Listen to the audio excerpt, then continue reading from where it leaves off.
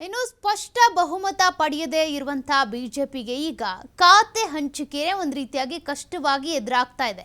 ಸ್ಪಷ್ಟವಾಗಿ ಬಹುಮತ ಬಂದಿಲ್ಲ, ಎನ್ಡಿಎ ನಿಂದ ಬಂದಿರುವಂತದ್ದು ಬಹುಮತ. ಹಾಗಾಗಿ ಬಿಜೆಪಿಯೇ ಸಿಂಗಲ್ ಆಗಿ ಬಹುಮತವನ್ನು ಪಡ್ಕೊಳ್ಳದೆ ಇರೋದ್ರಿಂದ ಖಾತೆ ಹಂಚಿಕೆ ವಿಚಾರದಲ್ಲಿ ಒಂದಷ್ಟು ಸವಾಲುಗಳಿದ್ದಾವೆ.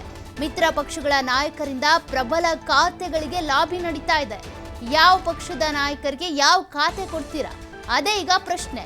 ಮೋದಿಗೆ ಎದುರಾಗ್ತಾ ಇದೆ ಖಾತೆಗಳ ಚೌಕಾಸಿ ಸವಾಲು. ಹೇಗೆ ಈ ಸವಾಲನ್ನು ಎದುರಿಸ್ತಾರೆ, ಹೇಗೆ ಫೇಸ್ ಮಾಡ್ತಾರೆ? 5 ಖಾತೆಗಳಿಗೆ ಟಿಡಿಪಿ ಬೇಡಿಕೆ ಇಟ್ಟಿದೆ. 2 ಖಾತೆಗಳಿಗೆ ಏಕನಾಥ್ ಶಿಂದೆ ಅವರ ಶಿವಸೇನೆ ಬೇಡಿಕೆ ಇಟ್ಟಿದೆ.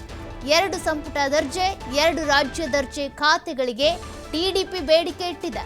ಹಾಗಾಗಿ ಪ್ರಬಲ ಖಾತೆಗಳಿಗೆ ಬೇರೆ ಬೇರೆ ಪಕ್ಷದ ನಾಯಕರು ಬೇಡಿಕೆ ಇಡ್ತಿರೋದ್ರಿಂದ ಯಾವ ಪಕ್ಷಕ್ಕೆ ಮಣೆ ಹಾಕಿದ್ರೂ ಸಂಕಷ್ಟ. ಈ ಪಕ್ಷಕ್ಕೆ ಕೊಟ್ಟು ಆ ಪಕ್ಷಕ್ಕೆ ಕೊಟ್ಟಿಲ್ಲ ಅಂತ ಅಂದ್ರೂ ಅಲ್ಲಿ ಒಳೊಳಗೆ ಅಸಮಾಧಾನ ಶುರುವಾಗಬಹುದು.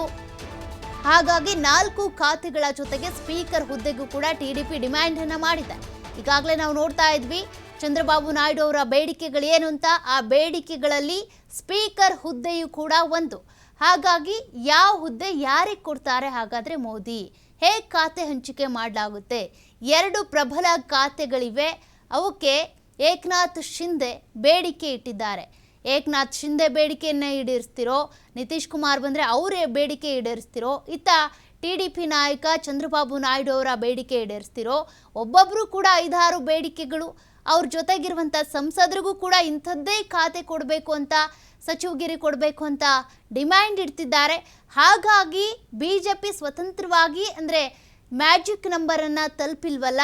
ಹಾಗಾಗಿ ಈಗ ಈ ಬೇರೆ ಬೇರೆ ಪಕ್ಷಗಳನ್ನು ಕೂಡ ಜೊತೆಗೆ ತೆಗೆದುಕೊಂಡು ಹೋಗಬೇಕು ಅಂದರೆ ಆ ಪಕ್ಷದ ನಾಯಕರು ಇಡುವಂಥ ಬೇಡಿಕೆಗಳನ್ನು ಈಡೇರಿಸಬೇಕಾಗುತ್ತೆ.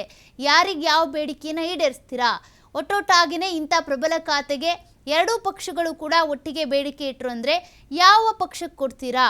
ಈಗಾಗಲೇ ಟಿಡಿಪಿ, LJP, ಅದೇ ರೀತಿಯಾಗಿ ಶಿವಸೇನೆ ಇರ್ಬೋದು, ಮತ್ತು ಬಿಹಾರದ CM ಆಗಿರುವಂಥ ನಿತೀಶ್ ಕುಮಾರ್ ಇರ್ಬೋದು, JDU, ಎಲ್ಲ ಪಕ್ಷಗಳು ಕೂಡ ಒಟ್ಟಿಗೆ ಮೈತ್ರಿ ಮಾಡಿಕೊಂಡು ಈ ಚುನಾವಣೆಯನ್ನು ಫೇಸ್ ಮಾಡಿರುವಂಥದ್ದು.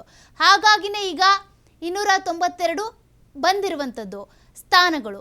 ಅದೇ ಬಿಜೆಪಿ ಮಾತ್ರ ಸಪ್ರೇಟ್ ಆಗಿ ತೆಗೆದುಕೊಂಡ್ರೆ ಮ್ಯಾಜಿಕ್ ನಂಬರ್ ಬರೋದಿಲ್ಲ. ಇವೆಲ್ಲ ಪಕ್ಷಗಳು ಒಟ್ಟಿಗೆ ಸೇರ್ಕೋಬೇಕು ಅಂತ ಅಂದರೆ ಆ ಪಕ್ಷಗಳ ಬೇಡಿಕೆಗಳನ್ನು ಈಡೇರಿಸಬೇಕು. ಹಾಗಾದರೆ ಯಾವ ರೀತಿ ಖಾತೆಯನ್ನು ಹಂಚಿಕೆ ಮಾಡ್ತೀರಾ? ಹೇಗೆ ಚೌಕಾಸಿ ಮಾಡೋದಕ್ಕಾಗುತ್ತೆ? ಯಾವ ರೀತಿಯಾಗಿ ಅವರನ್ನು ಸಮಾಧಾನ ಪಡಿಸ್ತೀರಾ? ಅದೇ ಈಗ ಮೋದಿ ಅವರಿಗೆ ದೊಡ್ಡ ಸವಾಲಾಗ್ತಾ ಇದೆ.